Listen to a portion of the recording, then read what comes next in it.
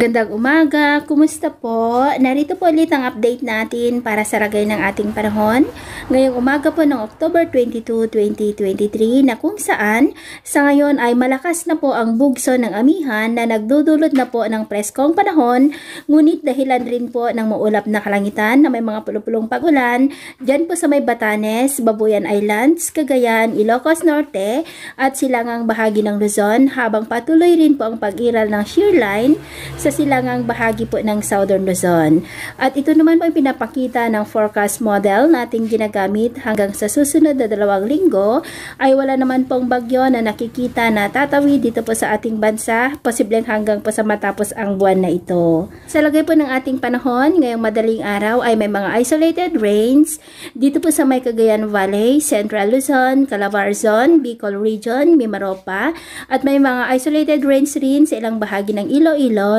Negros, Cebu, Bohol, Leyte, ilang bahagi po ng Zamboanga at Sorsogon. At mamaya ay sisikat ang araw sa malaking bahagi ng ating bansa, pero dahil sa amihan ay maulap pa rin ang kalangitan na may mga pulupulong pagulan sa ilang bahagi ng Cagayan Valley, Central Luzon, Calabarzon, Bicol Region at ilang bahagi po ng Mimaropa at Calabarzon. At mamayang hapon, mas maraming lugar na po dito sa ating bansa ang makakaranas ng maulap na kalangitan na may mga pulupulong pag-ulan, kaya kung lalabas po tayo sa ating mga tahanan, ay ugaliin po natin lagi ang magdala ng kahit anong pananggaratin sa init ng araw at proteksyon na rin po sa mga biglaang buhos ng ulan. At sa atin naman pong mga baybayin, dahil sa amihan ay iwasan na po muna natin ang papalaot sa mga baybayin po ng extreme northern Luzon, Ilocos Norte at Cagayan, dahil ang mga alon dyan ay posible po na aabot hanggang po sa 3 meters height, kaya iwasan na po muna natin ang papalaot dyan sa mga may kulay pula para mas makaiwas sa mga sakunang pangkaragatan.